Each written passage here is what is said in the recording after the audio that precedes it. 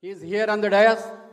Comrade Kadkampalli Surendran, Vice Chairman of the Registration Committee and the National Office Bearer of All India Road Transport Workers Federation. He is on the dais. Comrade R. Karmalian, National Secretary CITU. Nepal comrades have arrived. I invite Nepal comrades to please come on to the dais. Nepal comrade, please.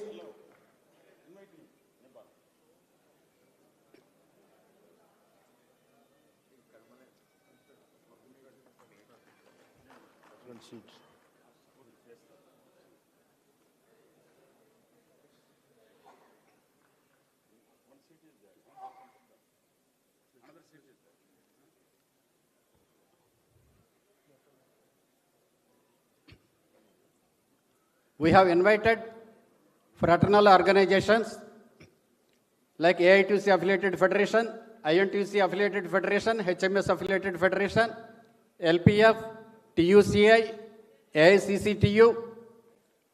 Now at present, Sri Natarajan, LPF from Tamil Nadu, he is with us.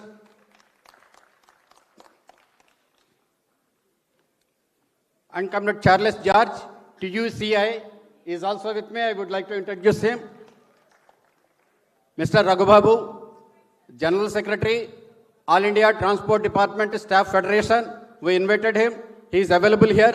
I would like to introduce him.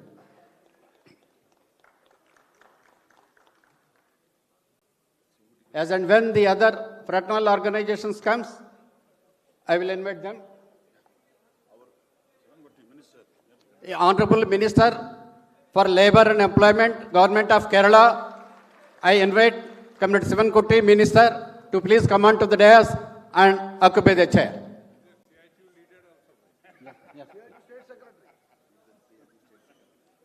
The Honorable Minister is the CITU State Secretariat member of Kerala State. This session will be chaired by Comrade K.K. Divakaran. Now I request Comrade K.K. Divakaran to conduct the proceedings.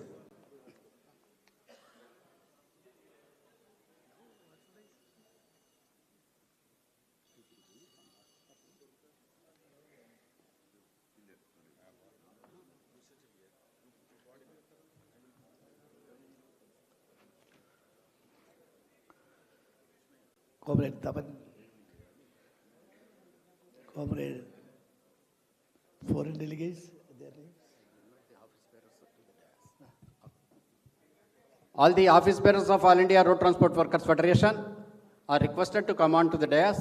Maybe the chairs will be limited. Anyhow, all the office bearers are requested to come on to the dais. The name of the foreign delegates? Name of the foreign delegates? I give to you. No mention about that. Just mention for me.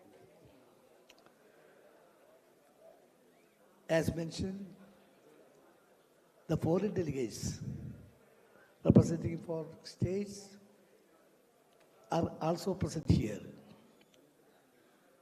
And as you all know, this conference is taking place in a crucial period. As you think, as you know, the situation in India is worsening day by day.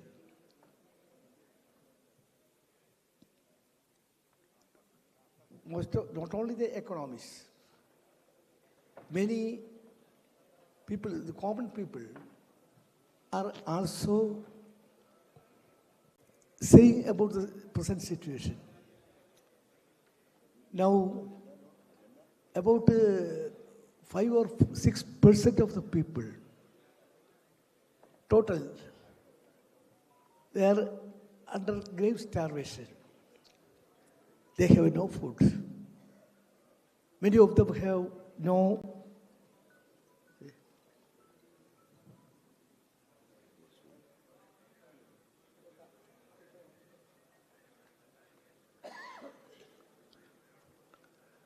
their houses. And many struggles are started many places, many states, even without leadership. That is not only in India, but all over the world you can see this scenario. This is the scenario, the political situations all over the world. I do not want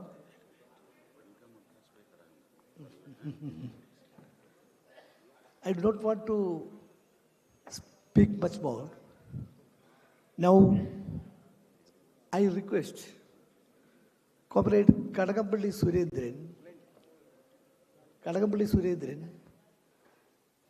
the working chairman of this reception committee, who has arranged everything under his leadership very nicely. And this conference is mainly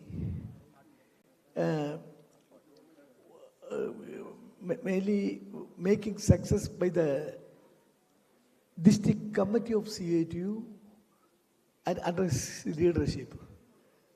I request Comrade Kadagampalli Surendran to make welcome speech.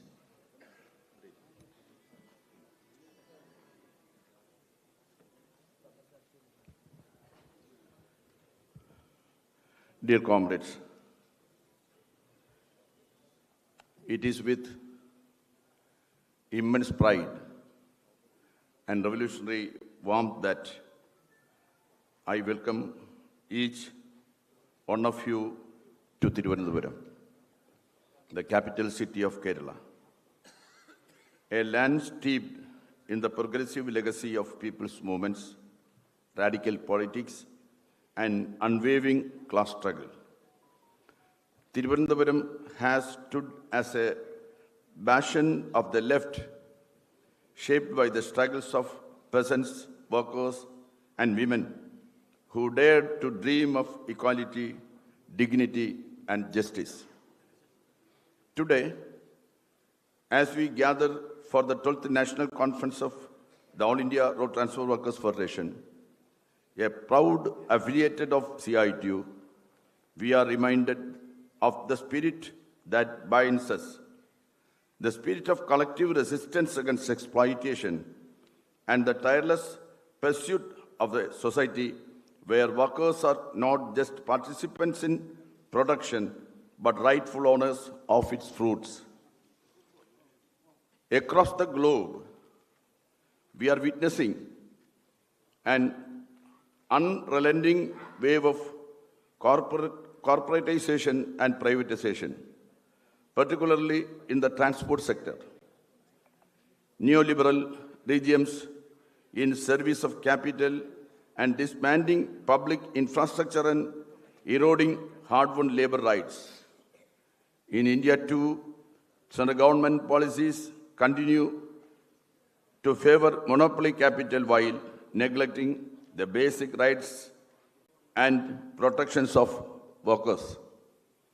Yes, yet in the face of this, the working class has not remained silent.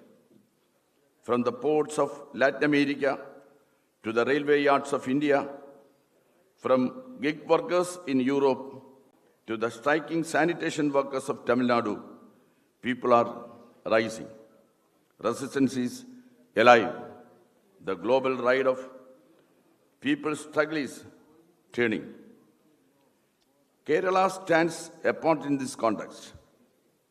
Governed by a left-led administration deeply rooted in mass movements, we continue to place the working class at the center of development. Be it the revival efforts of KSRTC, the welfare pension schemes, the health insurance coverage extended to unorganized workers, or our robust disaster responsible mechanism, these are not mere programs, but manifestations of a political commitment of public good over private profit. Our transport workers have always stood at the front lines not only driving the engines of our economy, but also ensuring mobility during crisis. Be it the dark days of the COVID-19 pandemic, the floods, or Hartal's call to protect constitutional values, it was you, the transport workers, who kept Kerala moving. Here in Tirunelveli Corporation, they have undertaken consistent efforts to ensure dignity and protection for our city's informal workforce. Though worker registration drives linkage with the social security boards and local level schemes, they aim to build an inclusive urban model where no worker is left behind. Let me also appreciate the tireless efforts of the ARTWF Kerala State Committee, the volunteers, and every comrade who made this national gathering possible in our city. Your dedication is a reflection of the very values we stand for: solidarity, sacrifice, and service. Our ideological compass remains unwavering. Let us draw strength from the slogans that shaped our collective consciousness.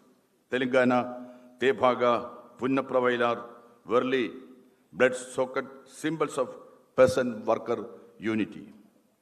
I take this opportunity to warmly welcome Comrade K.K. Divagaran, Working President of ARTWF, who is chairing this conference.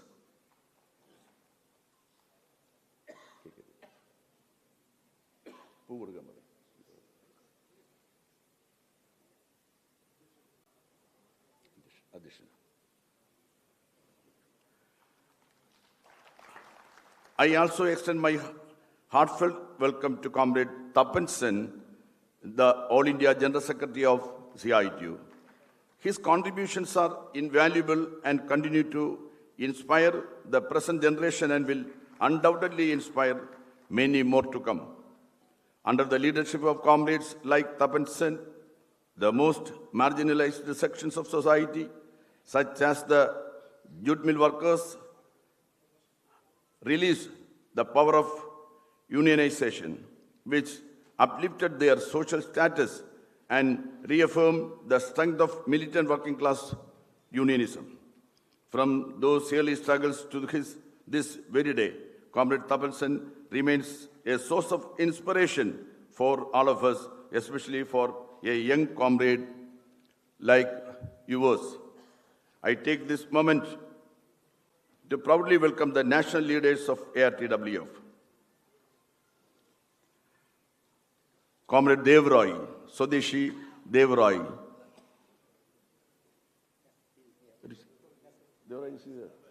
Yeah. Please stand, Devroy. R. Karumalian from CHU Center.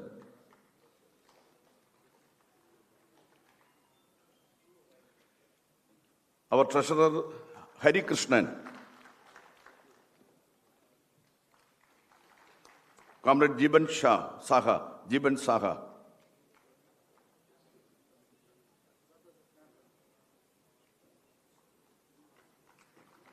K. V. Kupuswamy.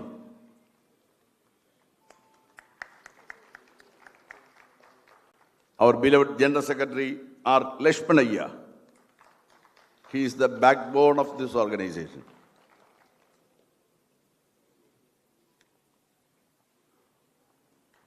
Anandikumar Sahu.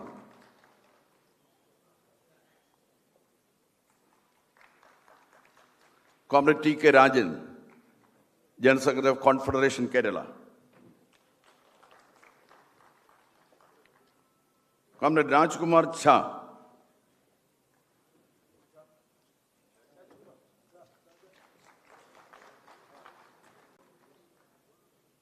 Comrade Amal Chakrabarti. Please come to the dais. Comrade Ibrahim Gutti. Please come to the dais. Comrade V.S. Rao.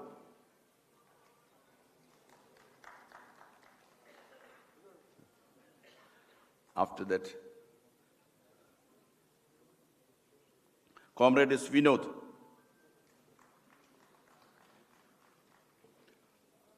Fraternal delegates from various organizations like LPF, Comrade Natarajan.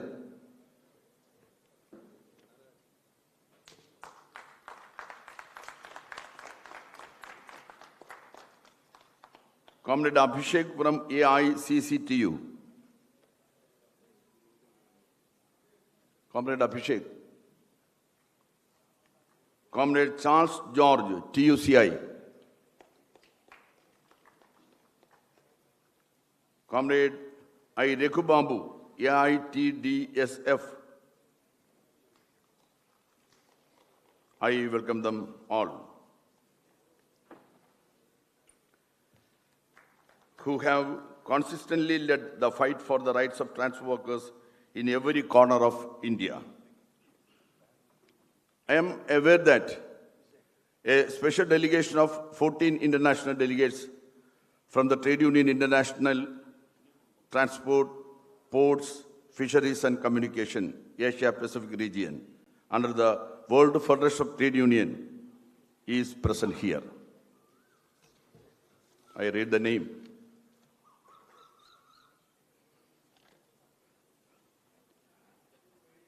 Comrade Ali Riza from Turkey. He is the Vice President of TUCI. Okay.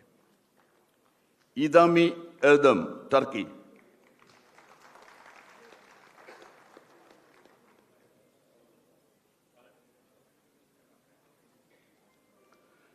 Comrade Jean-Marie Mathieu, France, General Secretary of TUCI. He is a young leader. TUI. Trade Union International, TUI. Comrade Pham Hoi Pong, Vietnam.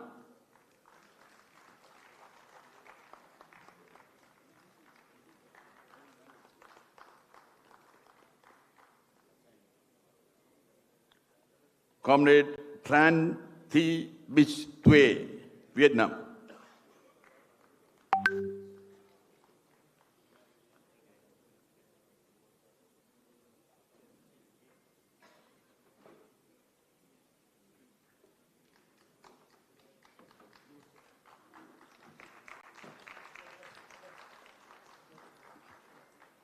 Comrade Sanjila Sujit Prasanga, Sri Lanka, our neighboring country.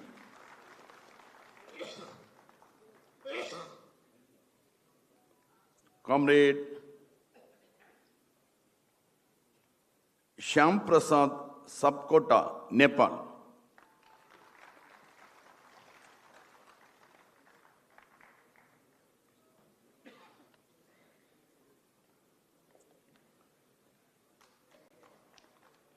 Comrade Chantavon Afialat from Laos.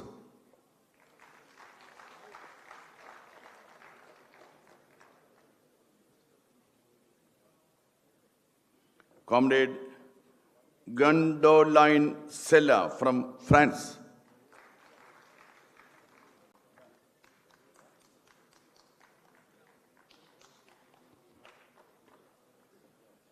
Comrade Viette Veronica, France.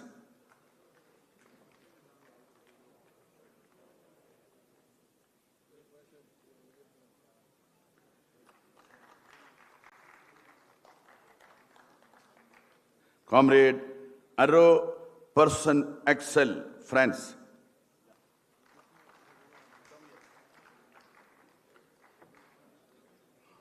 Comrade Durba Bahadur Karki, Nepal.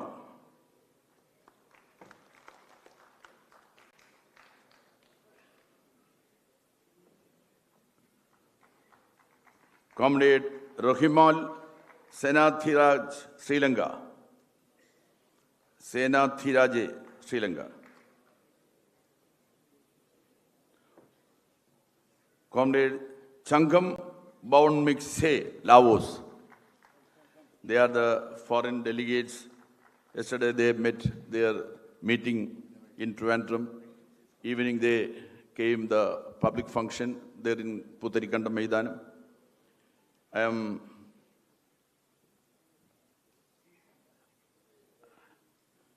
They are from Latin America to Europe and from Africa to Asia. We, the workers, are united for a common cause. Our fists are raised in solidarity. Our voices are shaking the foundations of power.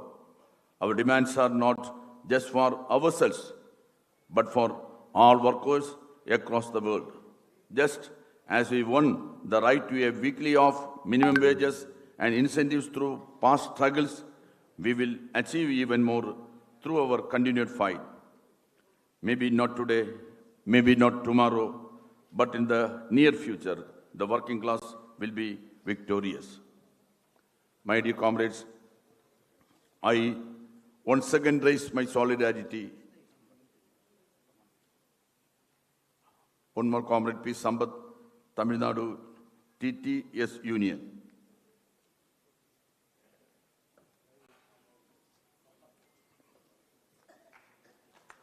Okay. My dear comrades, I once again raise my solidarity with all the struggles happening around the globe. I raise my fist for the Palestinian people and my voice for the voiceless in this oppressive world. Red salute and revolutionary welcome to all delegates, comrades and guests. Long live workers' unity, long live socialism. Inqilab Zindabad.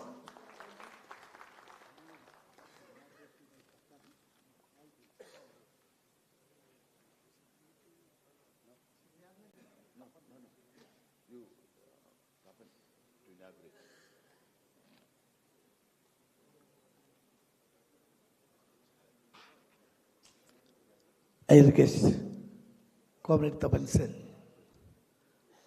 the General Secretary of CITU, and as said by in the welcome speech, he is also our advisor, our strength and everything. And I request Comrade Tapan Sen to inaugurate this conference. Comrade Tapan Sen.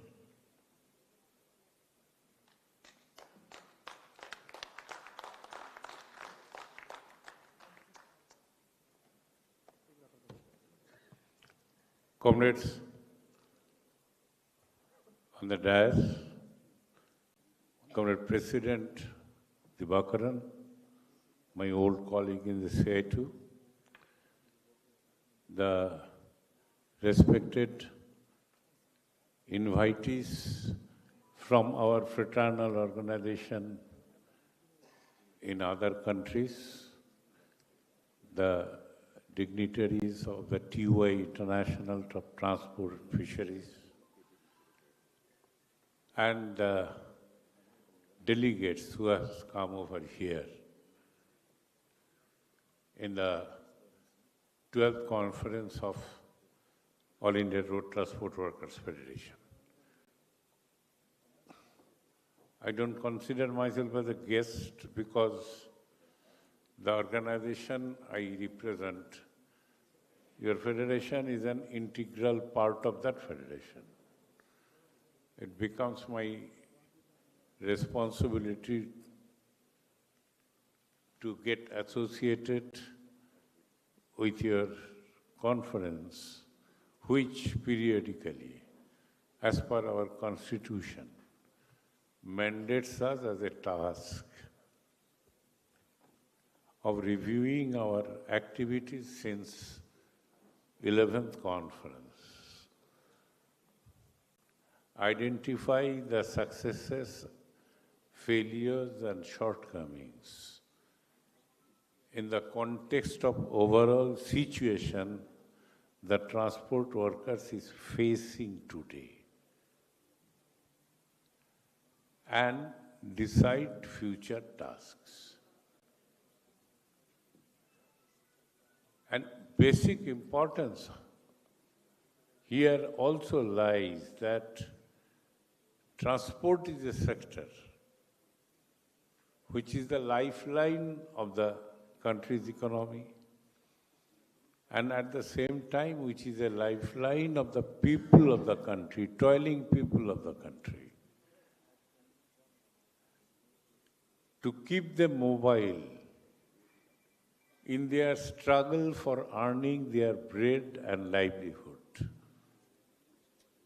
The same transport is a lifeline for them also, and also for the country's economy.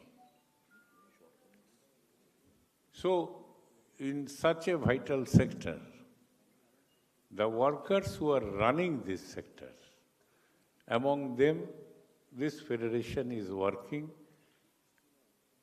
organizing them, to flag not only their demands, to assert not only their demands, but also the demand of the sector to be run in such a manner that it benefits the people at large, not the handful of the transport owners, not a handful of the business corporates. So, this conference must review their activities, interventions since last conference on these basic premises, that to what extent we could rise to the occasion towards discharging this particular task, and also to make people understand where the problem lies. In a system where we are working, which is getting to be increasingly barbarous every day, reaching to almost its zenith today at this moment, in terms of barbarity, in terms of criminality, in terms of doing away with the interest of the country only to fulfill the interest of a handful of the corporates. That too not all corporates, out of them also, in this new economic situation, new current political economic situation. Another exercise has started. It is greater monopolization, greater concentration, and a handful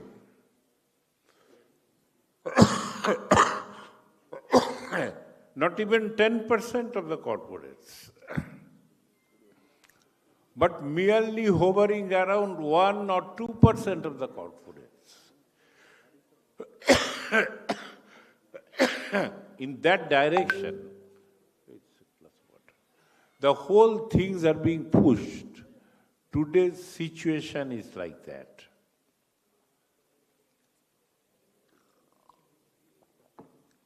And in that kind of a situation, transport workers are facing the bitterest challenge. That conference must not miss this particular premise while dealing on their issues, while reviewing their activities, and while deciding their future course of tasks. That is the important thing, these 3 days. Today it starts, it concludes on 31st. Comrades will be discussing on the point. They cannot miss this. We are not merely dealing the issues of the transport worker. we are dealing on the issues of the transport worker, linking to the people whom these transport sectors are serving, linking to the overall economy, which this transport sector is keeping running. These workers are not only contributing to the transport segment, but contributing to the ugly profiteering of those handful of the corporates who are squeezing their bloods and muscles in such a serious political economic situation. Every aspect needs to be understood by us, and accordingly we must strategize our planning in the days to come. The conference must concentrate with this focus while they will be deliberating on the report to be placed by General Secretary, the address to be made by our Comrade President, both of which, in the beginning of which you must appreciate before they are placed before you, has very seriously, sincerely tried to give a clear account of what is happening in the country. And in this context, where do we are standing, our different units, our different unions, affiliate unions, we are standing. It has given a clear account, and it has reviewed the interventions made by it. It is important to note that, and in terms of that, the first task becomes that you must go through line by line of this report and give your response while participating in that deliberation. I again repeat, conference is basically an organizational exercise.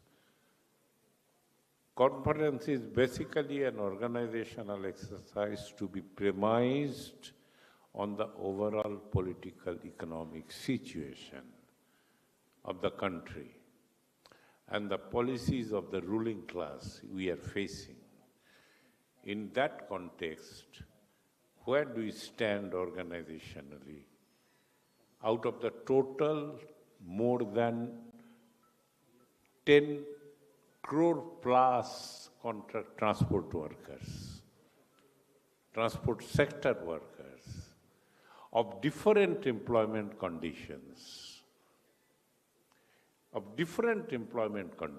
some in state transport, which is gradually has become a vanishing object in most of the states of the country.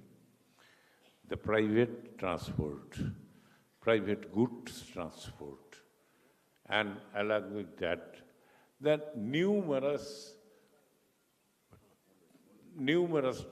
other transports which are getting smaller transports which are spread over up to the rural region of the country. All are your constituency. All are the constituency of the transport workers, right from the state transport to the auto, e-rickshaw puller, toto player, spread over the country, in the district, in the subdivisions, in the regions. Those workers are all the constituency of the transport workers movement. And we have to work in this entire constituency on the basis of the call already given by the CITU, reach the unreached, organize them based on their issues, link them with the policy, and expose the politics behind those policies, which are carrying on a barbarous repression on the society, on the economy, and on the people. This is the basic task before us, on the premise of which we have to work. Comrades, it's an inaugural session, not merely delegates are here. So I am a little bit handicapped in bringing things which are many part quite palatable, but there are some unpalatables too, which cannot be brought in this session, that can be brought only in delegate session.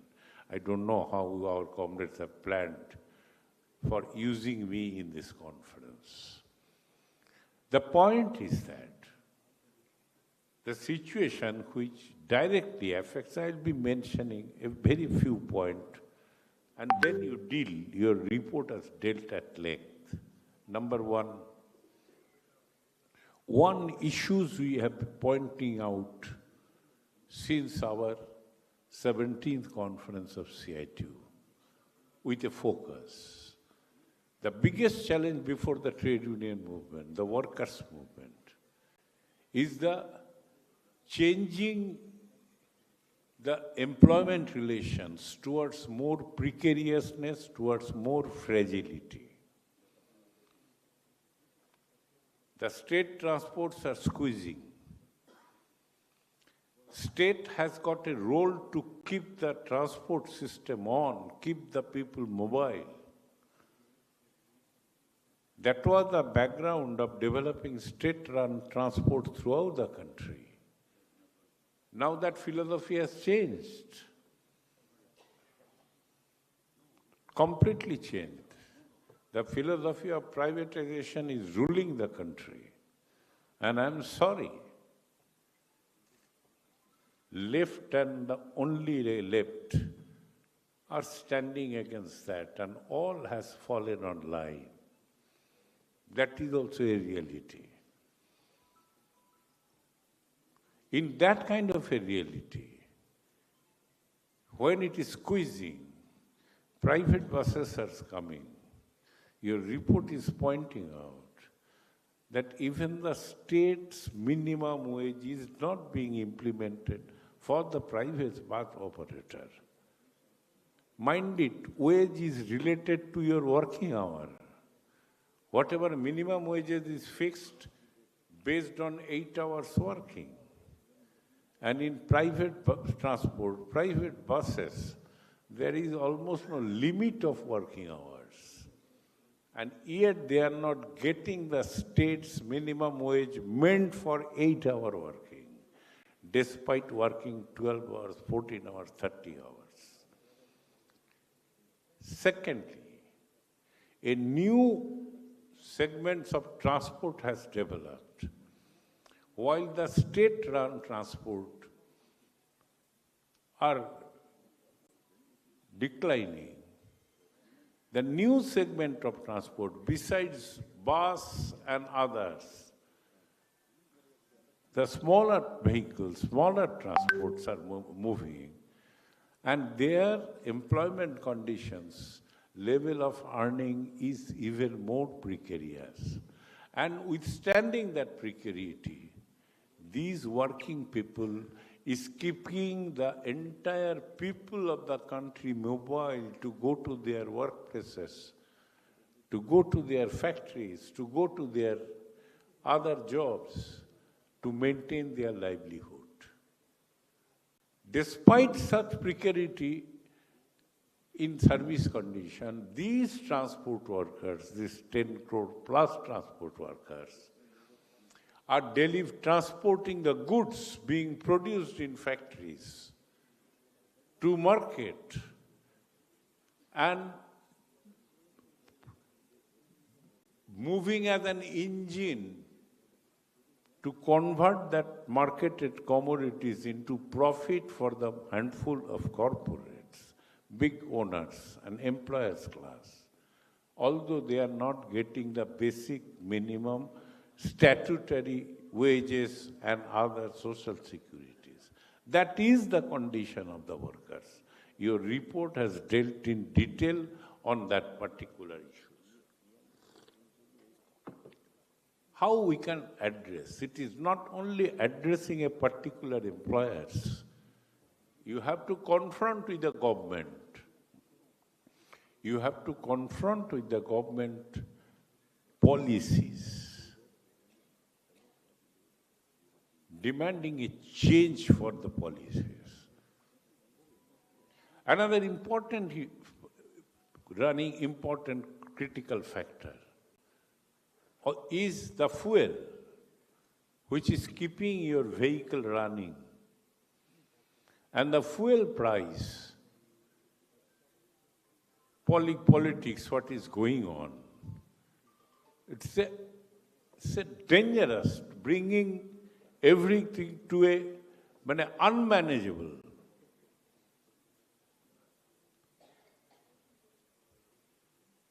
What the logic they are playing?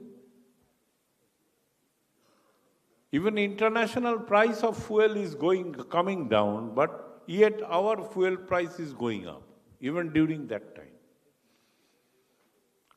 At the offset of neoliberalism, I have heard eloquent speeches right from our then Prime Minister and Finance Minister, Chidambaram and companies. What? We have to import more than 70% of our requirement from abroad. So our price must be linked with the international price. Fine. And if price has become in the international price linked, during last 6 months, the international price has come down by 25%. Our fuel price during the same time has gone up, not merely remained in the same place, but it's gone up.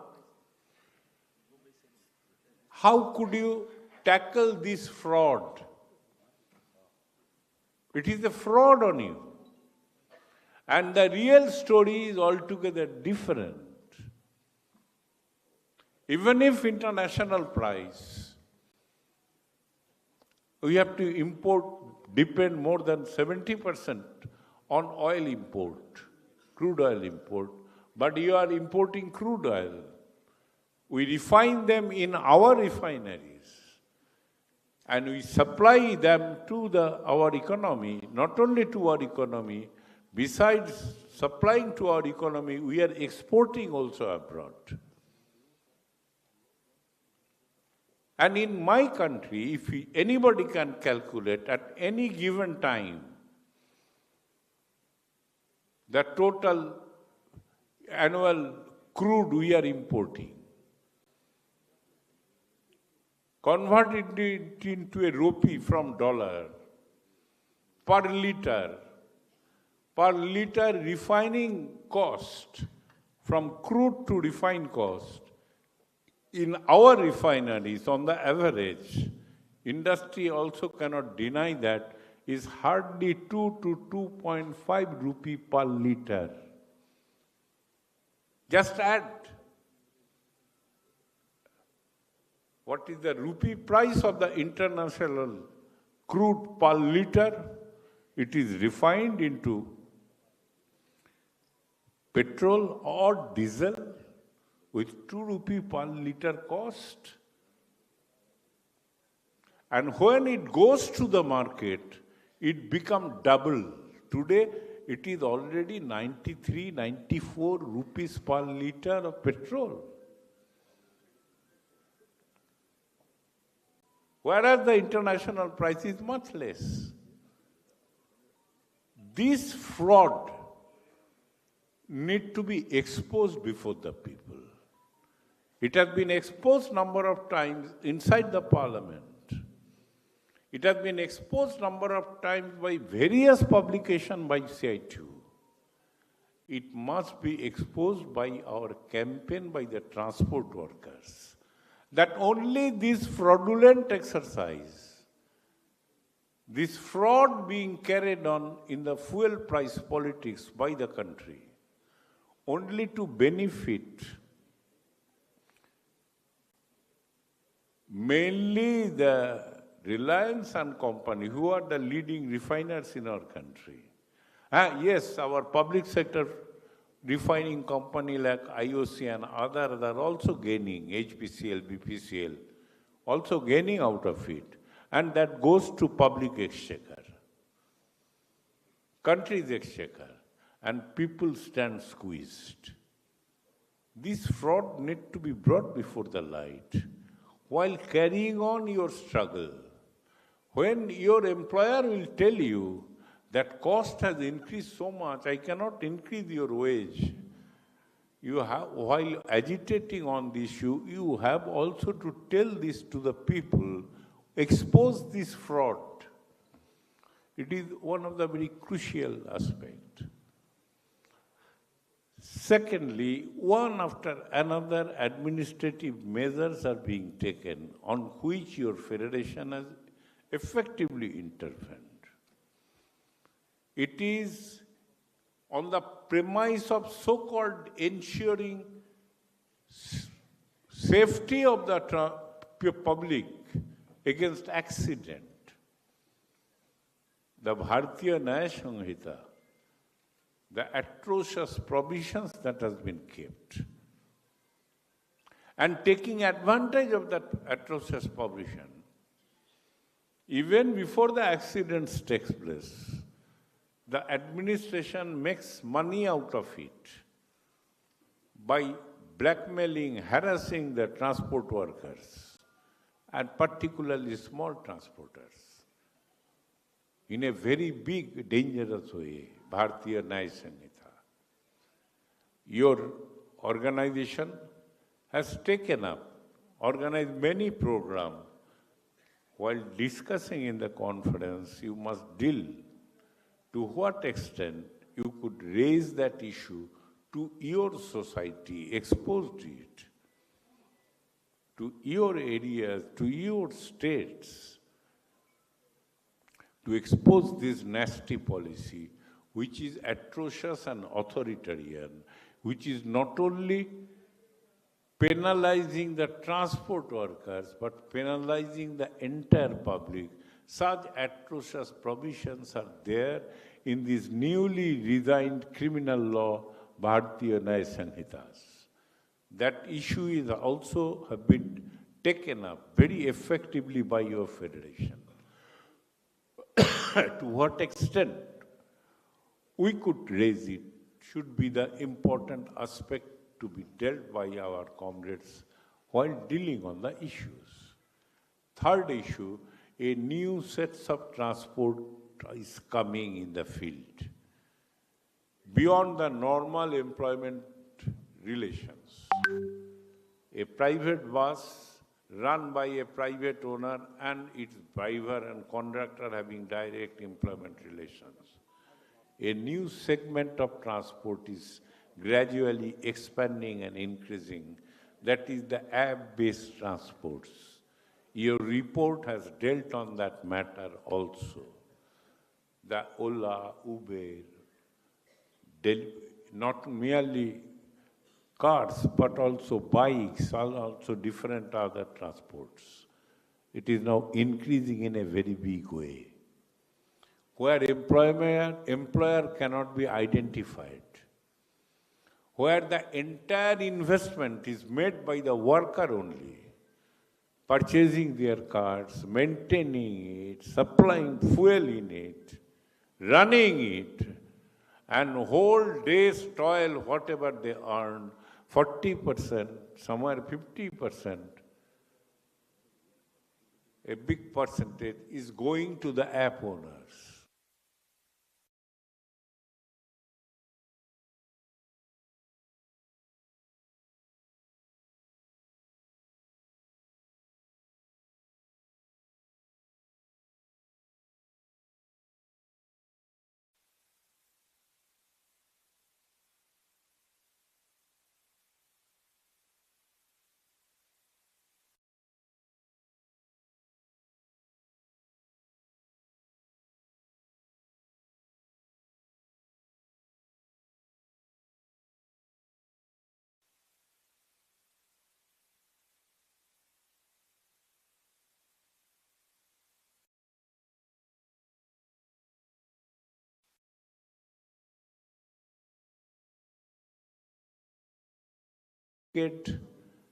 character of the present day rulers.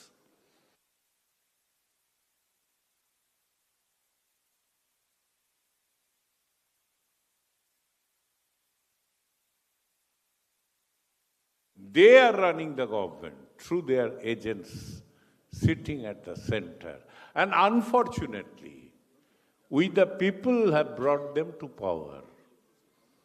And if you digest fire, you will release only coal, not the roses. आग खा जाओगे तो अंगड़ा निकलेगा ना, गुलाब तो नहीं निकलेगा. So ultimately it comes to the issue of bringing the people to the right political consciousness. यही हराम का कमाई का theory. Earning without any investment is now the whole country is being pushed towards that. Overall in the economy, the new pattern has developed. A regime of production incentive, a regime of capital expenditure incentive, and a regime of employment link incentive. The scheme has been brought during last two budgets.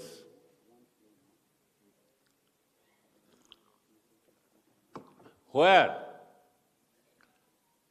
some of their selected corporates, and they are mainly taking the entire honey from the economy.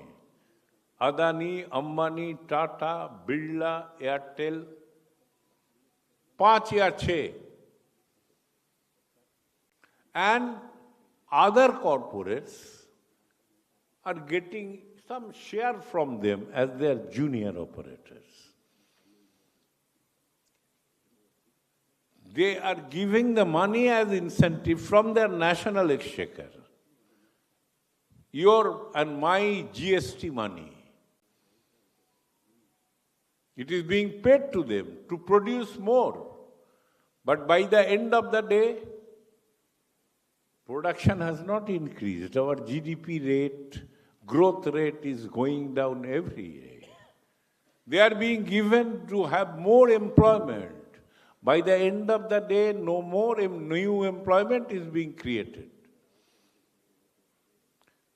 But in turn, the employment link incentive has opened a floodgate to promote. Don't recruit regular employee, recruit intern, recruit apprentices, recruit trainees to run the production on the shop floor who are not covered by any labor laws. That new pattern is coming up. CI2 reports consistently exposing that. We are sharing with all our federations at every stage these new nefarious exercise, economic exercises, which is primarily governed by the same philosophy your app-based transports are operating. Haram ka kamai. Entire money will be invested for app-based transport by the workers. And yet, by the end of the day, he has to share big part of his earning with the app owners, of the app operators. This criminality is going on. We have to fight against that. Fight is gradually developing. In many states, they could be organized to some extent. And since employer is not in sin, they are confronting with the government, compelling somewhere the administration, state administration, to pressurize the app owners to reduce the rate of commission to some extent. A new area, the struggle has begun, and their leaders are also very much there in this conference. They must be sharing their experience with other states where we are yet to begin organizing them. That is also an important part you have to take about. Comrade, by the end of the day,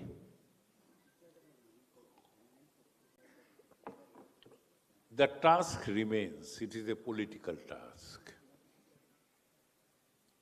When the economy is being pushed towards haram ka kamai syndrome, when the national exchequer is being frittered away for managing the production cost, capital cost, and even labor cost of the private employers, and while public sector is pushed to privatization, in such a dangerous scenario, it is basically a political battle, not merely a battle against a particular employer. Employer-employee contradiction has to be there. That is the basic labor versus basics of labor capital contradiction. That is the task of every trade union. But here, along with that, we have to expose and bring people to consciousness whether you will allow this policy to fritter away the country's resources, loot the country's resources for the benefit of handful of corporates. Whether it will be allowed to continue or not, this finally becomes a basic political task. Political task does not relate to any particular political party. This political task pertains to the task of the working class in the days to come. They will decide the agenda of the future politics. Let me conclude by saying, just now we came out from a very big struggle, the 9th July general strike. Transport workers played a very important role. In many of the states, I can't say to all the states, for that transport workers cannot be blamed. For that, if anybody is to blame, we have to blame ourselves that we could not organize them there. But wherever they responded, the strike are getting a much bigger visibility this 9th July compared to all earlier occasions. It is seen. Even the app-based workers going and running the risk that their app will be blocked, that threat they got. But even then, wherever they are organized, they responded in a very big way. In many states, it could become a Bandh-like situation. I am not talking about Kerala, it's a different place. But in many other states. But in some areas, we could not do it. Conference must deal on that matter also seriously. With the understanding it's a political task. We have to defeat and expose the politics behind these policies. And to run these policies without any hindrance, another poisonous exercise is being carried on in the society by the same corporate nexus. Communalize and polarize, so divide the people in a very big way. When working class are in the front of struggle, in many states, workers are being attacked only on their languages they are speaking, branding them foreigner. In Haryana, Gurgaon, in Gujarat, in many pockets of UP, in Madhya Pradesh, a new situation is being created. And along with that, the religious, the communal orgy is being sought to be created. Along with that, this is spreading poisons in the society. What should you say when you get a poisonous snake approaching you? Will you offer him milk and banana? You can't save you. You have to kill it. Beat it down. Those who are spreading poisons in the society, sitting at the top of governance, what will you do? Will you give only deputations to them? Or prepare our workers to identify their real enemy? Ultimately, not only to save yourself, save the country's economy from loot and plunder, save the society, save your new generations, and at the same time, save the lifeline of the economy, the transport sector. Without that, nothing can be thought about. We are working in such a sector, and you have to respond with that spirit. I think your 12th conference in these 3 days must focusedly deal on it, premised on the CI2's basic slogan. We have to reach all the 10 crore plus, bring them in the collective movement, collective struggle. We have to reach all of them to make him understand who is their real enemy. It cannot be decided by religion or caste or creed. It has to be decided by an understanding who is producing and who is having a free lunch.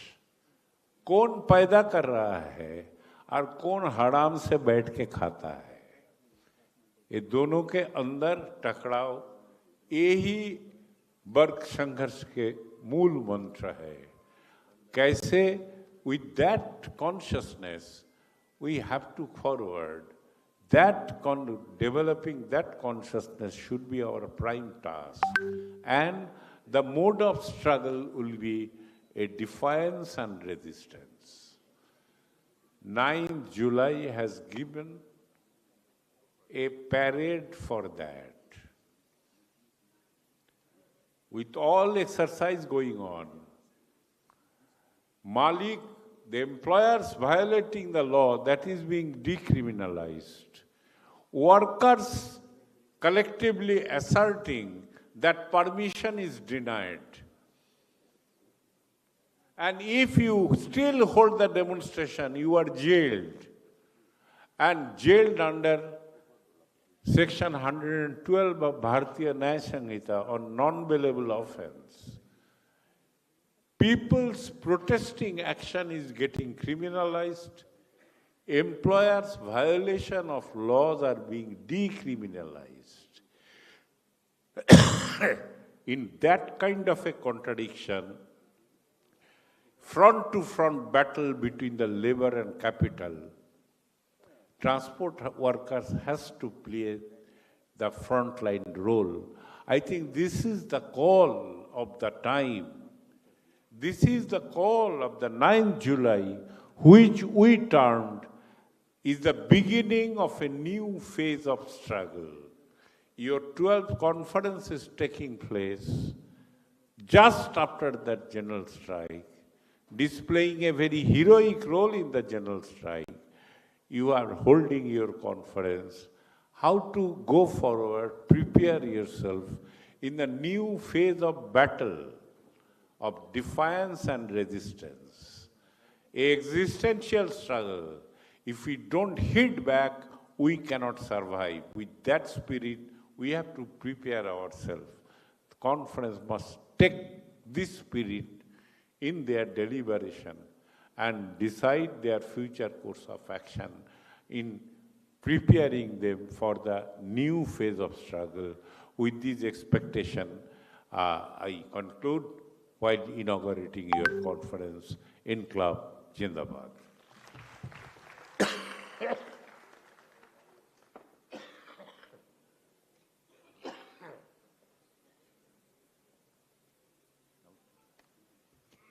Comrades, now it is tea break.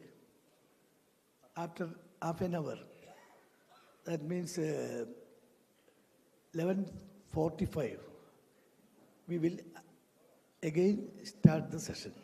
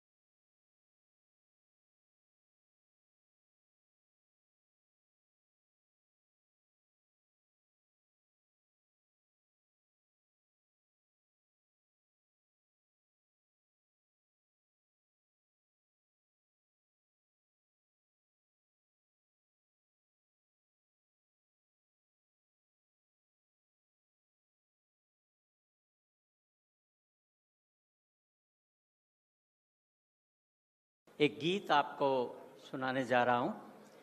रुकना नहीं भाई, बढ़ते ही चले जाना, हो रुकना नहीं भाई, बढ़ते ही चले जाना। ये परणी करो ना कति डरो, बस यही फरमाना है। भगत सिंह के सपनों का यो देश बनाना है। रुकना नहीं भाई, बढ़ते ही चले जाना। चाहे कितनी मुश्किल आए, हाँ आए, हमको तो ओ पथ से ना भटकाएं। रहे डटे अगर हम पाएंगे डगर, बस यही फरमाना है। भगत सिंह के सपनों का यो देश बनाना है। रुकना नहीं भाई, बढ़ते ही चले जाना। ये परणी करो ना कति डरो, बस यही फरमाना है। भगत सिंह के सपनों का यो देश बनाना है। जुल्मों की बेड़ी तोड़ो, हाँ तोड़ो, जन जन को फिर से जोड़ो, हाँ जोड़ो। ना रहे कसर हम कसले कमर, ना रहे कसर हम कसले कमर, बस साथ निभाना है। भगत सिंह के सपनों का यो देश बनाना है। रुकना नहीं भाई, बढ़ते ही चले जाना। मिल जाए सबको शिक्षा, हाँ शिक्षा, दे दो ऐसी दीक्षा, हाँ ये इच्छा। ये कर्ज नहीं मारा फर्ज सही, ये कर्ज नहीं मारा फर्ज सही, ये मिलके निभाना है। भगत सिंह के सपनों का यो देश बनाना है। रुकना नहीं भाई, बढ़ते ही चले जाना, हो रुकना नहीं भाई, बढ़ते ही चले जाना। जय प्रदीप शर्मा आवाज, आवाज मिलके बोलो, इंकलाब जिंदाबाद, हो मिलके बोलो, इंकलाब जिंदाबाद। मिला रहे कदम चले हर दम हम, ये साथ निभाना है। भगत सिंह के सपनों का यो देश बनाना है। रुकना नहीं भाई, बढ़ते ही चले जाना। ये परणी करो ना कति डरो, बस यही फरमाना है। भगत सिंह के सपनों का यो देश बनाना है। इंकलाब जिंदाबाद, इंकलाब जिंदाबाद, द ट्रांसपोर्ट वर्कर यूनियन जिंदाबाद, all India transport worker union जिंदाबाद। धन्यवाद sir.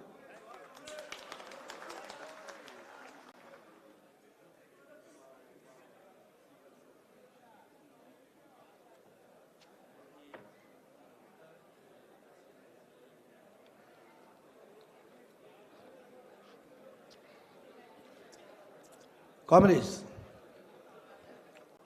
I think that almost all other delegates have came here. Now,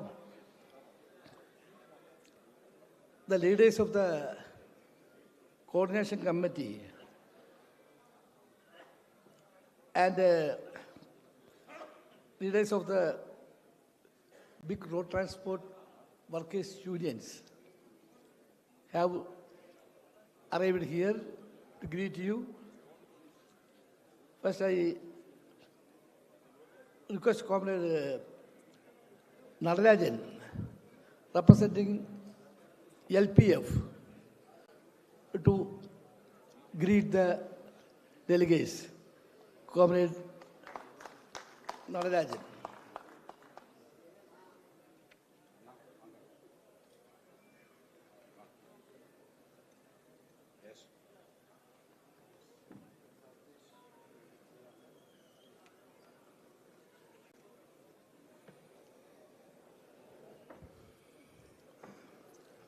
Respected leaders and comrades, warm greeting to all. I'm honored to participate in the historic 12th National Conference of All India Transport Workers Federation. I'm myself, on behalf of my leader, Brother M. Shanmugam, ex-MP, would like to extend the heartfelt greetings to senior leaders and dignitaries in the guise, including our National President, Brother Neptal Bhattarji, Working President, Brother K.K. Devagaran, General Secretary, Brother Lakshmaya, Treasurer, Brother Comrade Hari Krishnan, as well as delegates and comrades from the various states across the country. The comrades, this conference attend the diverse of the representation of workers, bus drivers, conductor, mechanics, parcel workers, loading, unloading workers, good transport workers, and women parcel workers, and many more. All of them contribute their tricycles to the transport sector, the national economy. In spite of this, the witnessing dangerous trends rising, contractation, gig workers, and app-based exploitation platform replacing the formal jobs in the transport sector. These trends systematically denying the workers their rights, job security, minimum wages, and social security benefit more over the states. Have been not shown the practical to implement the social security code effective to transport and gig workers. Despite the deep decline in the crude oil price in the international market, the union government has imposed various taxes on the petrol and diesel, other goods, increased toll and roads, etc., and have been severely affected the rise in price, spare parts, components. Workers engaged in this industry are working without any restriction the working hours. They are forced to work more than livelihoods. Even the during period, intense heat, intense cold, perennial rain, and storm and floods. The Motor Vehicle Act 2019 introduced the Section 93, which organized the app-based aggregator like Ola, Uber, Porter, Rapido, etc., but failed to include the adequate protection the workers who are power this platform. The recently enacted Bharatiya Nyayata Sanghita Section 109, subsection 1 and 2 provide fine and impossession up to 5 years for hit and run case, for imprimis 10 years in the accident committed. Person who was committed accident failed to appear before the police and the court. Throughout the section, this section now been replaced, but the dangerous portion still in the statute book.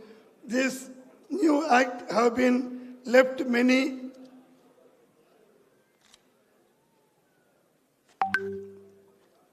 grey areas, particularly when come ensure the timely medical relief and compensation to transport workers.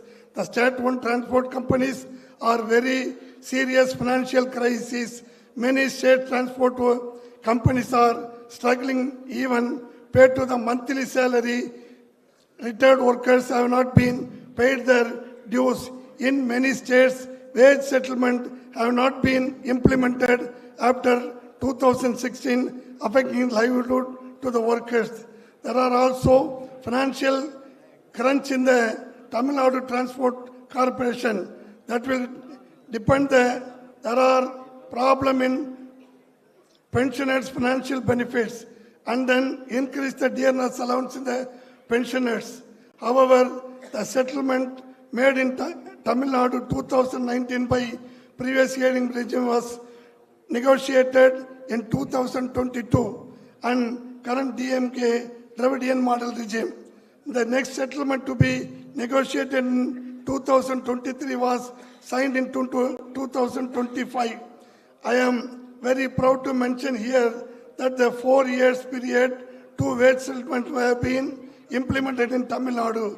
The workers are benefited minimum wage like 3,500 to a maximum of 12,000 to wage settlement. In Tamil Nadu, 2,646 crore rupees have been allotted to the cover of difference between the income and expenditure in the financial year. Rupees 12,873.56 crores has been allotted to the student travel fee compensation, women travel fee compensation, and then other loss compensation. Dear comrades, due to the wrong economic policy of the union government, larger number of workers participated in the strike 9th July.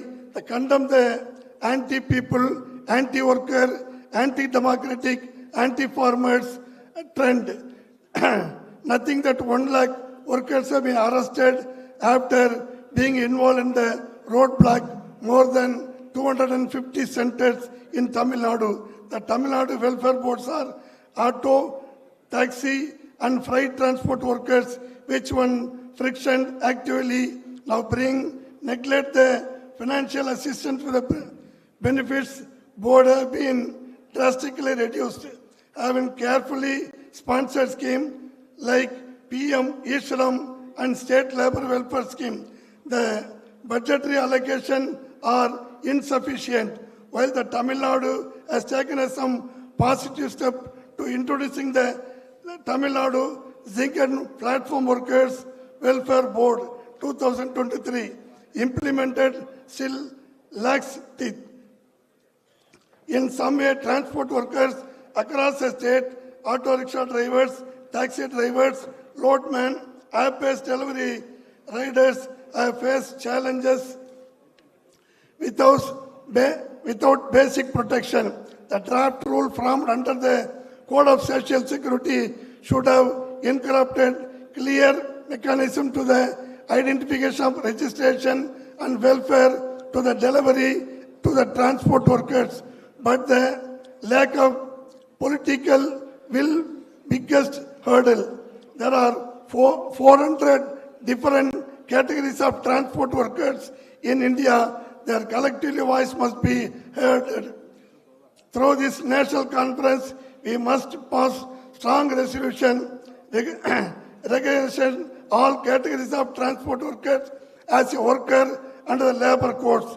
The minimum wage, job security, social security for the transport and gig workers, the formation of strengthening state level welfare board with budget allocation, the strict regulation app-based aggregator under the labor law, the compensation and pension mechanism for those suffered permanent disability and lost their lives in accident. I sincerely hope that the national conference become powerful platform to bring these issues to forefront and that our collective effort to lead the meaningful policy change. Let us to define the rights of transport workers. Let raise our voice together. This is the beginning for a stronger, more inclusive movement. Thanking you.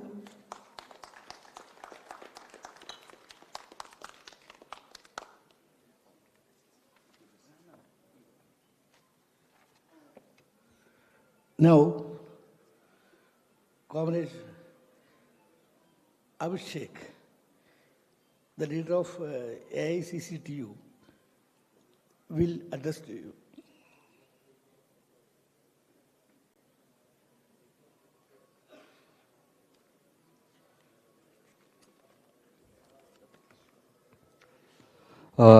Thank you, Comrade. On behalf of Delhi Transport Corporation Workers Unity Center and AICCTU, I extend warmest greetings and solidarity to the 12th Conference of All India Road Transport Workers Federation. Friends and comrades, your conference is taking place in very difficult times, a fact which we all are well aware of. The Modi-led government in its third tenure is leaving no stone unturned to snatch away the rights of the working class, which were won after many sacrifices. There does not pass a single day when we do not hear about attacks in the form of crackdowns on workers, farmers, students, women, tribals, minorities, and any and all kinds of resistance to the policies of this fascist government. The stark inequalities because of the neoliberal policies have left most of the common people struggling to meet even the basic necessities of life. People are being stripped of their dignity and rights. When we talk about attack on workers, all of us know that the renewed push to enforce slavery on the working people of the country by means of labor codes, privatization, informalization of work, scuttling of all democratic methods and protests is leading the entire country into dark times. Friends, I'm not going to repeat what other comrades have already spoken, but I would like to draw your attention to a very dangerous developments that we have seen in the Delhi and NCR region, I think which Comrade Tapan Sen has rightly mentioned. This RSS-BJP-led government is a government which takes pride in attacking the poor and hardworking people. We have seen that during the difficult times of COVID lockdown, Modi did not shy away from forcing the migrant workers to march thousands of kilometers under inhuman conditions. It became very clear, even to people outside trade unions, that the employers and the Indian state have abandoned even the minimum concern for workers. Yet Modi, shamelessly with much chest thumping and noise, pushed for the passage of labor codes. Every single day, we hear about attacks on Muslims and other minorities. We hear about vigilante groups beating and lynching Muslims every day. People are not allowed to protest for their rights. People are not allowed to protest for the cause of Palestinian people. All strikes, all protests are being criminalized through new laws. Even when, as I speak in front of you all, police, as Comrade has already mentioned earlier, in Delhi, Haryana, UP, Maharashtra, and other states, is targeting migrant workers on the basis of language and religion. Bengali and Assamese-speaking Muslim migrant workers are being rounded up in what RSS-BJP-led governments call holding centers. These workers are being abused, beaten, locked up inside temporary jails without any basic facilities, just because of their religion and language. And while this happens in the states and cities where they work, their voting rights are being snatched away in their hometowns, in their home states, through new processes initiated by the Election Commission of India. We are seeing that lakhs and lakhs of workers will eventually lose their right to vote in the coming days. Now, as I come here, I would like to speak something about the Delhi Transport Corporation. Comrades, from being Gwalior and Northern India Transport Company Limited to becoming a public sector undertaking in 1958, to again being pushed to the brink of privatization. That is the story of Delhi Transport Corporation. Delhi Transport Corporation runs around 37 depots, out of which 26 are CNG depots and 11 are electric depots. And needless to say, all these electric depots are being operated through various private agencies. The total number of buses, despite the population of Delhi, has come down to around 3,937, with many new e-buses being run by private agencies. There are around 9,117 drivers, out of which around 4,200 are permanent and 4,878 are contract drivers. When we come to conductors, there are only 13 permanent conductors left in Delhi Transport Corporation, 13, and 18,348 contract conductors. More and more depots are being converted into only electric vehicle depots. Even the Delhi Transport Corporation's headquarters has been made devoid of DTC-owned buses. E-buses, which have been procured recently, have drivers who are outsourced from private agencies. But even in these difficult times, we have seen that various strikes led by the Joint Platform of Central Trade Unions and various other independent federations has forced the government to slow down, to think back. But yes, they have only slowed down, they're not stopping. If I talk about some silver linings, we as a union were successful in pushing back the management when it tried to lower the wages of contract workers. We had a very successful strike in October 2018, forcing the management to not only reinstate the wages, but also pay arrears to the tune of 12 to 13 crore rupees. When I talk about Delhi Transport Corporation, we have depots which are being rapidly privatized. Drivers are being forced to sit on the steering for long hours in the name of what they call special duties, special hire duties. Drivers are asked to run the buses, to sit in the buses without any reliever for 3 days, 4 days, continuously, without, needless to say, without any overtime or pay. If you look at the facilities which are provided to these workers, the restrooms are dilapidated, there are no facilities for women workers, long pending demand of regularization of contract workers is being completely neglected by the DTC management and Delhi government. The management and the government have been denying equal wages to the contract workers in the name of financial difficulties.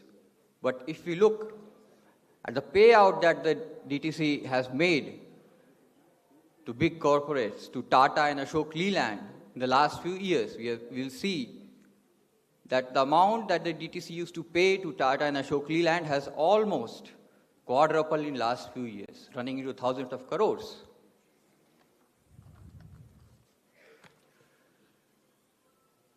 We, through our consistent efforts, through many protests, were able to force the management to give us into writing that the new electric buses will have only drivers who work directly through DTC.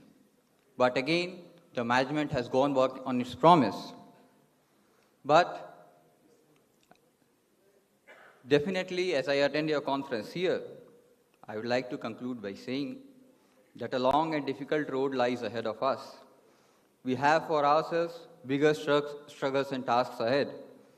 Seeing all you comrades here definitely gives us more strength and courage to not only fight for the rights of transport workers, but to galvanize our rank and files to overthrow the anti-people fascist government.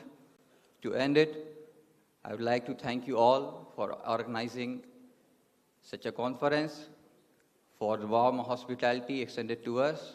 Special thanks to Comrade Lakshmaya. Thank you, comrades. Red salute.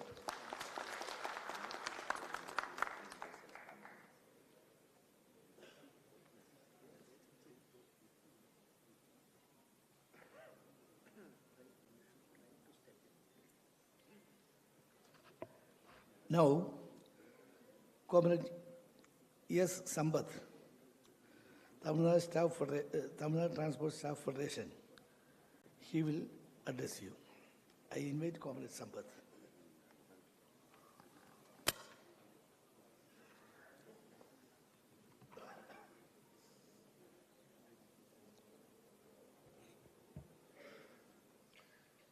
revolutionary greeting to all comrades.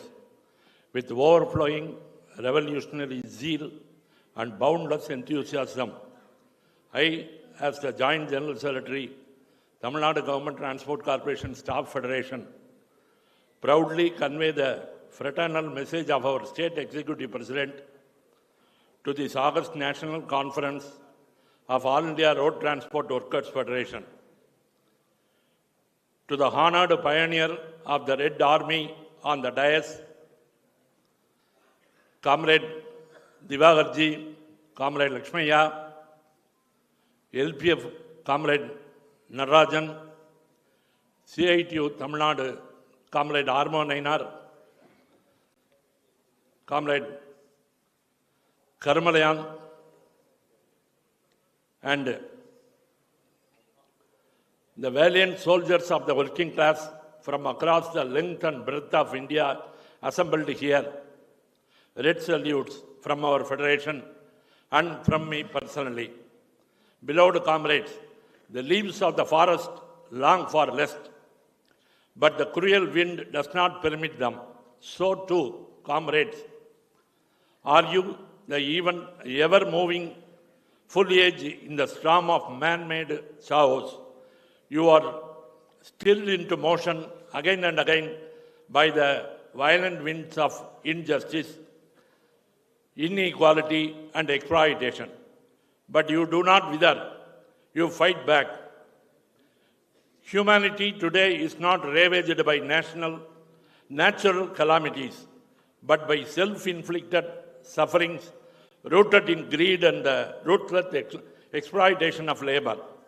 The working class, since the dawn of civilization, has toiled with sinew and sweat to build this world, only to be rewarded with the crumbs of subsistence, while a handful walk away with the feast. We live in the land of contradictions, a land rich in resources, yet strangled by poverty, a land where the collective wealth of the people is cornered by a handful of families, while millions sleep on empty stomachs. Let us reflect on some hard truths. India ranked second in the world in hunger, with over 5% of our people going entire days without food. This is just one step above war-torn Somalia, where 7 out of 10 starve to death. Permanent jobs are vanishing.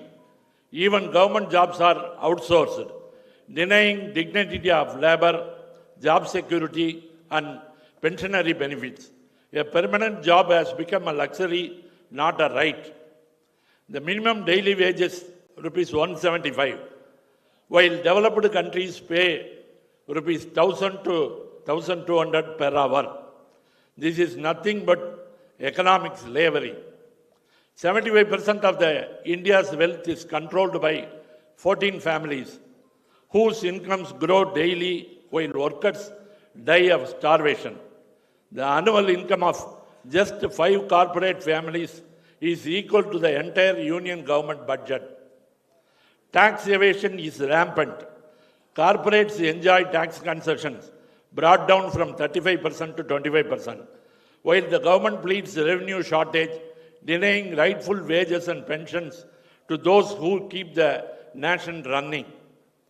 Politics has merged with religion, and religion has overtaken the constitution. Streets have become battlegrounds of hate, mobs trample on people, and state machinery fuels divisiveness instead of unity. Free speech, ethical journalism, and dissent are branded unpatriotic. Journalists and intellectuals are jailed not for crimes, but for questioning power. These are isolated incidents. They are daily assaults on our democracy, on our working class, in our rights. Comrades, who will resist this tide of oppression? Who will rise? It is we, the communists, the Red Army of the working class, who must take charge. History has stormed time and again that only organized working class under the leadership of revolutionary ideology can push back the tide of tyranny. Only we can dismantle the structures of injustice and rebuild a society rooted in equality, justice, and dignity. Let us not be disheartened by the scale of our challenges. Let us be inspired by our legacy from Mars to Bhagat Singh, from EMS Namboodiripad to P. Ramamurthy. The red flag has always stood firm against oppression. Let this conference be a call to arms, not of violence, but of ideological clarity, unity in action, and political mobilization. Let us strengthen our trade union across every state. Demand a national policy for permanent employment in public transport. Fight for universal social security and pension rights for all workers, formal or informal. Resist privatization and outsourcing of transport services. Demand restoration of old pension scheme for government employees. Stand shoulder to shoulder with workers of all sectors, farmers, teachers, sanitation workers, and informal laborers in the larger struggle against neoliberal tyranny. Comrades, we have a long road ahead, but with unity, determination, and revolutionary purpose, we shall overcome.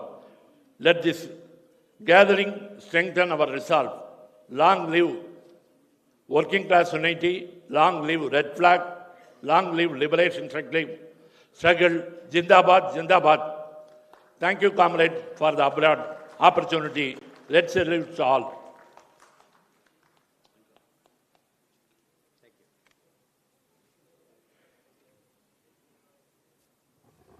Comrade, next, thank you, Comrade Sambath. Next, I invite Comrade Charles George, the leader of the TUCA, to greet you in this occasion. Comrade Charles George.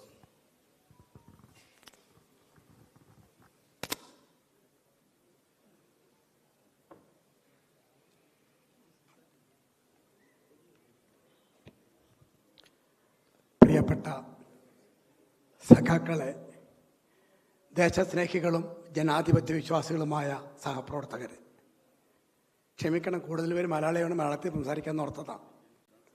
ഈ സമ്മേളനത്തിന് ARTWFൻ്റെ 12ാം സമ്മേളനത്തിന് TUCAയുടെ ഊഷ്മളമായ അഭിവാദ്യങ്ങൾ. നമ്മളിവിടെ ഇരിക്കുന്നത് പ്രത്യേക സാഹചര്യത്തിലാണ്. മുതലാളിത്തത്തിൻ്റെ പ്രാദുർഭാവ ഘട്ടത്തിൽ സാഹിത്യരചന നടത്തിയ ഒരാളായിരുന്നു ചാൾസ് ഡിക്കൻസ്. അദ്ദേഹം ഇങ്ങനെ പറഞ്ഞിട്ടുണ്ട്, it is the worst of times. ഇത് ഏറ്റവും മോശപ്പെട്ട കാലമാണ് അദ്ദേഹം എഴുതി വച്ചിരിക്കുകയാണ്. പക്ഷെ അദ്ദേഹം കൂട്ടിച്ചേർത്തു, it is the worst of times, it is the best of times. ഇതൊരു നല്ല കാലം കൂടിയാണ്. ഏറ്റവും മോശപ്പെട്ടൊരു കാലത്തെ ആണ് നമ്മളൊക്കെ ജീവിക്കുന്നത്. ഞാൻ പറയേണ്ട ആവശ്യമില്ലല്ലോ. ഈ മോശം കാലത്തെ നമ്മുടെ ഐക്യം കൊണ്ട്, സമരോത്സുകത കൊണ്ട് നമ്മൾ ഭേദിക്കാൻ തീരുമാനിച്ചിരിക്കുകയാണ്. അതാണ് കഴിഞ്ഞ 9-ാം തീയതി നമ്മൾ കണ്ടത്. 9-ാം തീയതി നമ്മൾ കണ്ട മറ്റൊരു കാര്യം കൂടി പറയട്ടെ. സഖാവ് ലക്ഷ്മയ്യയുടെ നേതൃത്വത്തിൽ ഇന്ത്യയിലെ എല്ലാ യൂണിയനുകളും പണിമുടക്കിന് മുമ്പ് ഒരു യോഗം വിളിച്ചു. അഖിലേന്ത്യ അടിസ്ഥാനത്ത് ഓൺലൈൻ യോഗമാണ്. ഞാനൊരു കാര്യം പറയട്ടെ, പണിമുടക്കിലെ പ്രധാന ചാലശക്തി ആരാണ്? നമ്മളാണ്, തർക്കമില്ലല്ലോ. ഇന്ത്യയിൽ പണിമുടക്ക് നടത്താൻ വേണ്ടി നടത്തിലേക്ക് നമ്മൾ തന്നെയായിരുന്നു. ഏക യൂണിയൻ നമ്മൾ മാത്രമാണ് ഈ പണിമുടക്കം ബന്ധപ്പെട്ടുകൊണ്ട് അഖിലേന്ത്യ അടിസ്ഥാനത്ത് വിളിച്ചു ചേർത്തത്. ആ യോഗം വിളിച്ചു ചേർത്ത സഖാവ് ലക്ഷ്മയ്യയെയും സഖാവ് KKDയെയും ഞാൻ ആദ്യമായി അഭിവാദ്യം ചെയ്യുകയാണ്. കാരണം നമ്മൾ യോഗം ചേർന്നു, നമ്മൾ തീരുമാനിച്ചു, നമ്മളാണ് ഞരമ്പ്. കാശ്മീർ തൊട്ട് കന്യാകുമാരി വരെ യോജിപ്പിക്കുന്ന ചാലകശക്തി നമ്മളല്ലല്ലോ. നമ്മൾ തീരുമാനിച്ചു, ഡൽഹിയിലിരുന്ന് സഖാക്കളും കൊച്ചിയിലിരുന്ന് നമ്മുടെ കലേശനും സത്യവ്രതനും എല്ലാവരും ഒരുമയായിട്ട് പ്രവർത്തിച്ചു. ലോകത്തെ ഏറ്റവും വലിയ പണിമുടക്ക് നമ്മൾ നടത്തിയിരിക്കുകയാണ്.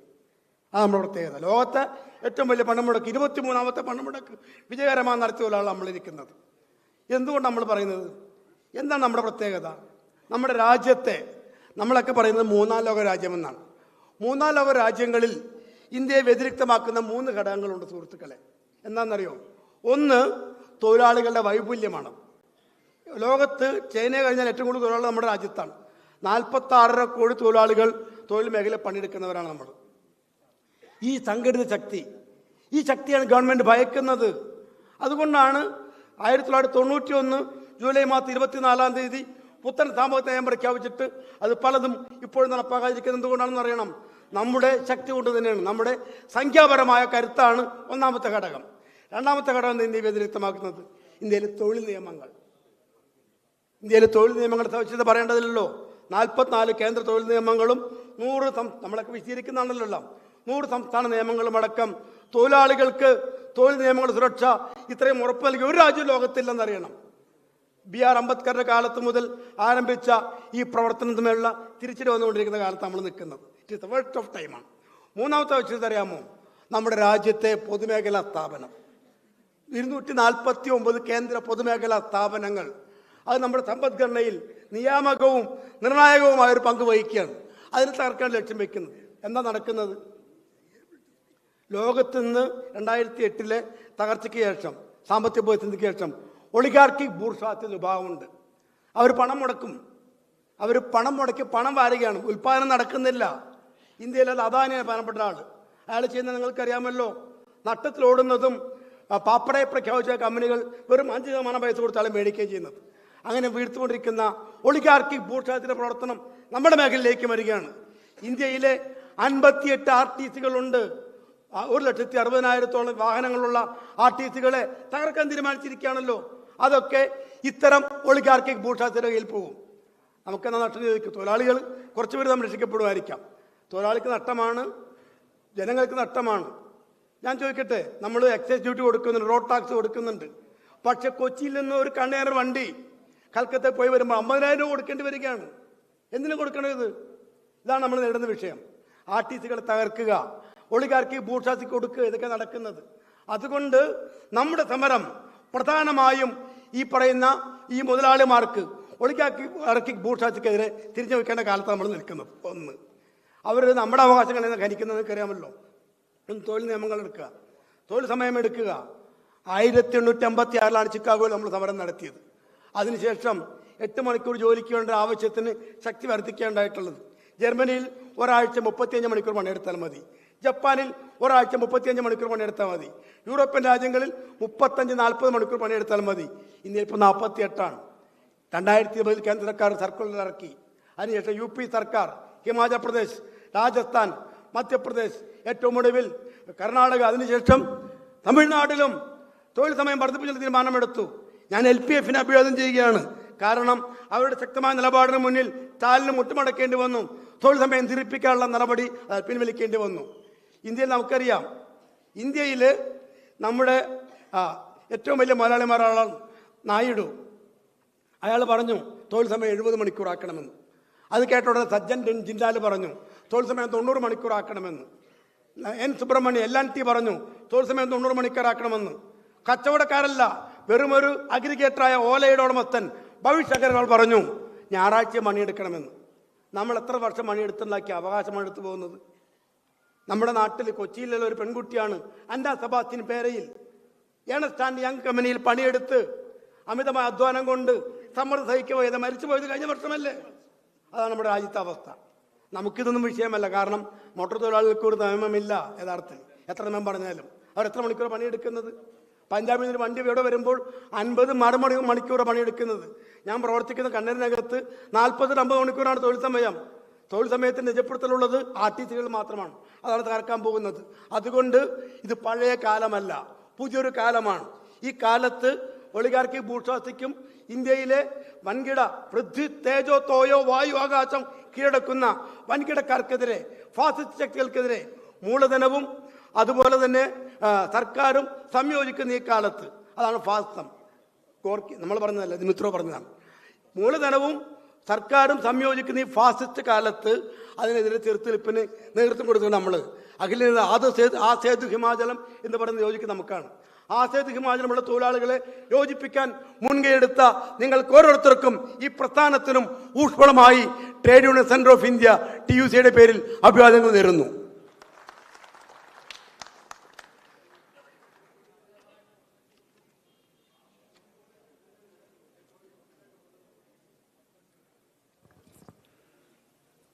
Thank you, Comrade Charles George. Now,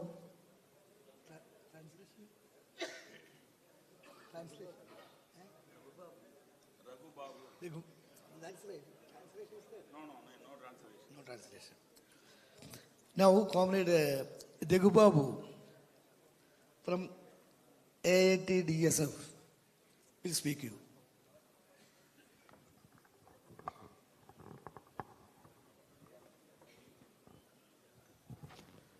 Good afternoon to everyone.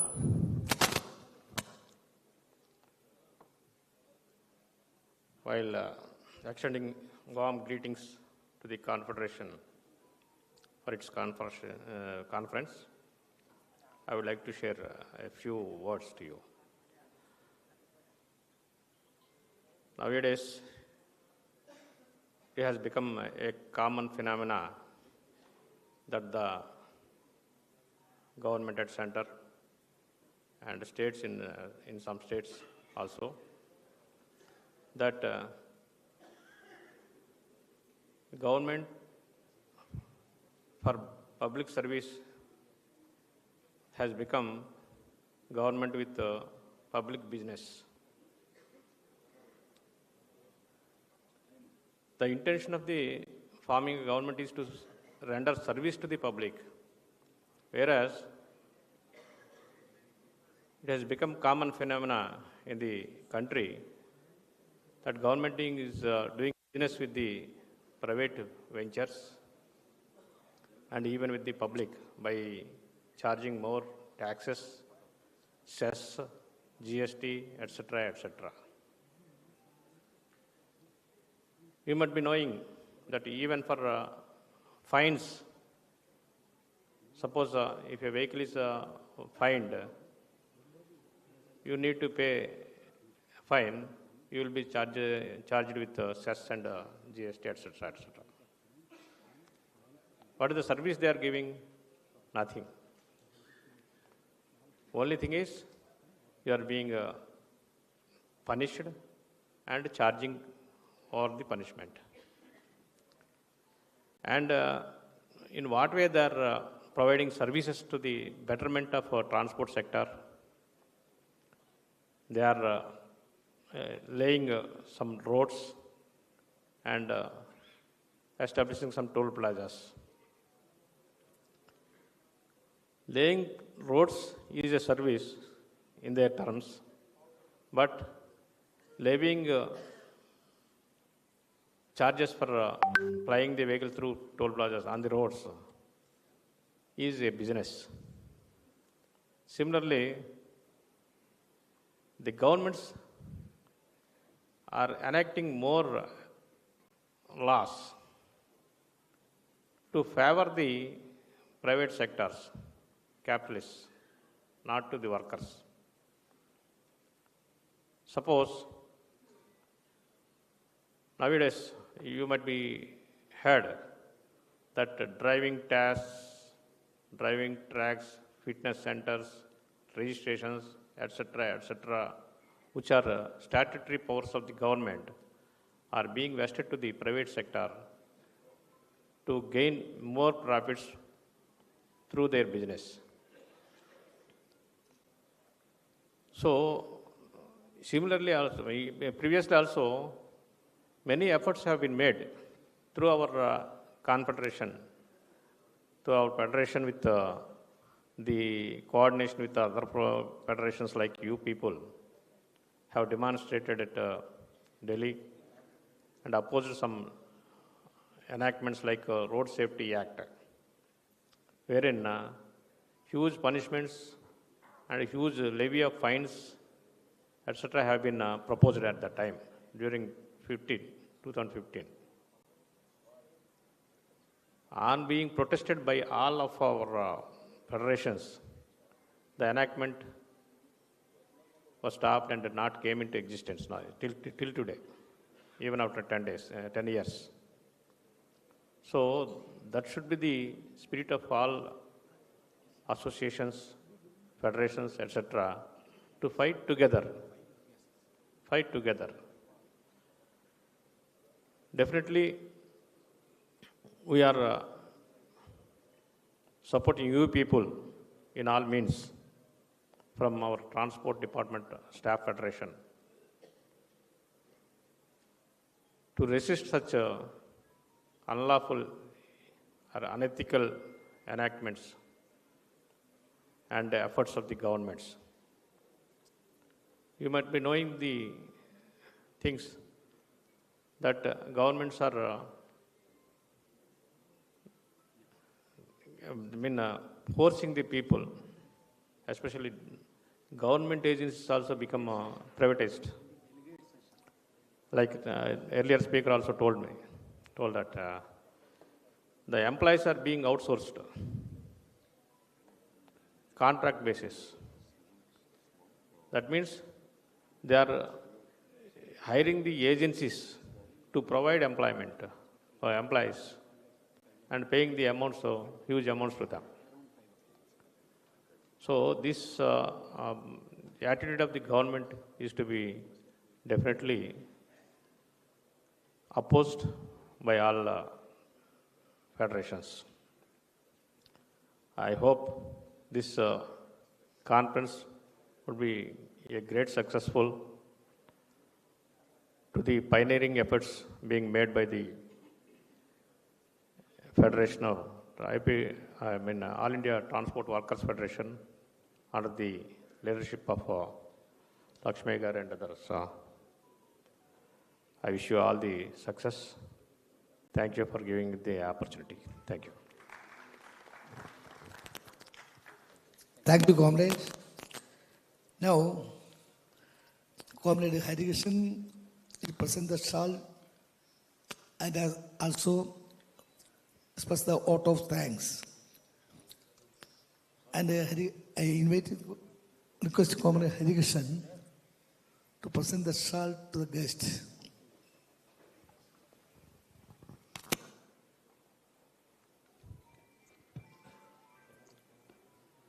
Comrade President, leaders in the dais, dear comrades. 12th National Conference of All India Road Transport Workers Federation express its gratitude and thanks to all the distinguished guests of different federations and worldwide leaders of TUI and share little time to came and address the conference. We are also thankful to Comrade Tapan Sen, General Secretary of All India CITU, in this occasion for his valuable observation. We also extend our warm greetings to the foreign delegate also to join us in this occasion. We are thankful to Comrade Swadesh Devroy from CITU National Vice President,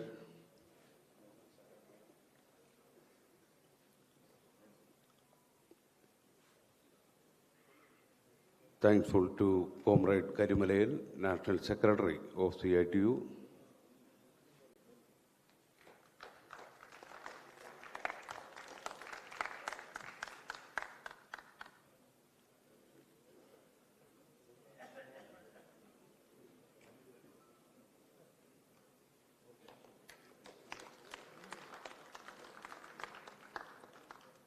Comrade Natarajan, LPF.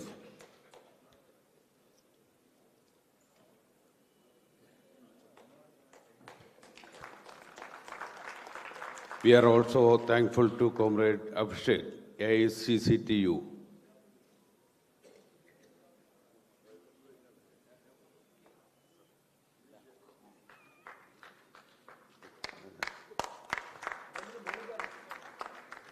Comrade Sambat, TTSF.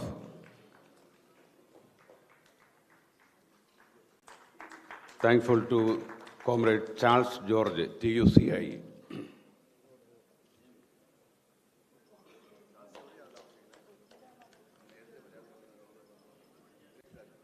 Comrade L. Dekhu Babu, TDSF. Raghubabu. Okay. Comrade Taban.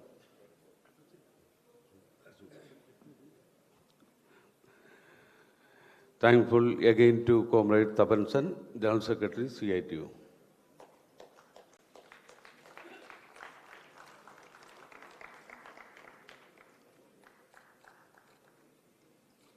We are also thankful to all comrades to attend this inaugural session. Thank you, comrades.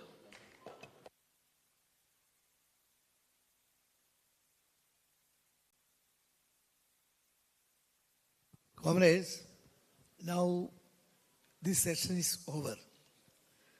The next session will start at 3 o'clock, the delegate session. I once again express our gratitude and thanks to those who have participated and give the valuable contributions. And this session is over, and the delegate session will start at 3 o'clock. Thank you, comrades. The meeting is over. One announcement.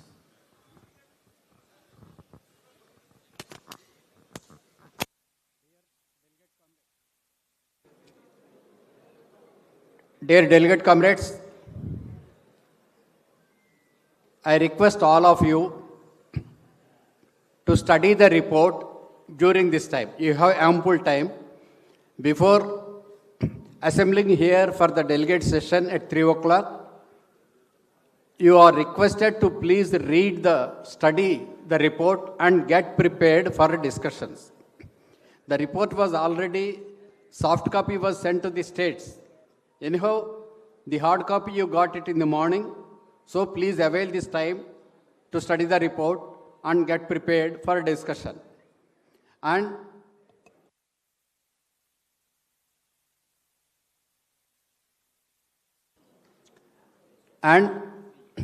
please assemble here sharply at 3 o'clock. Don't delay. In the afternoon session, presentation of the report, accounts will be there. Comrade Tapan Sen, General Secretary, CITU will address. The foreign delegates will also greet us. So, please be in the hall by 2:50, 5 or 10 minutes before. Don't be late. सारा प्रतिनिधि साथियों को मेरा निवेदन यह है, अभी ये सेशन खत्म हो रहा, दोबारा प्रतिनिधि साथियों का सेशन 3 बजे शुरू हो जाएगा। वो सेशन में महासचिव का रिपोर्ट पेश करना, अकाउंट्स, हमारी सीटू का राष्ट्रीय महासचिव तापन सेन बात करेगा। बाद में अंतरराष्ट्रीय प्रतिनिधि आ चुकी है, आपको पता है, वो भी हमारे सामने भाषण रखेगा। इसी वजह से बिल्कुल 2:50 या 2:55 पर यहाँ तक हाल में शामिल हो जाइए, देर मत करना। बिल्कुल 3 बजे सेशन शुरू हो जाएगा। Thank you.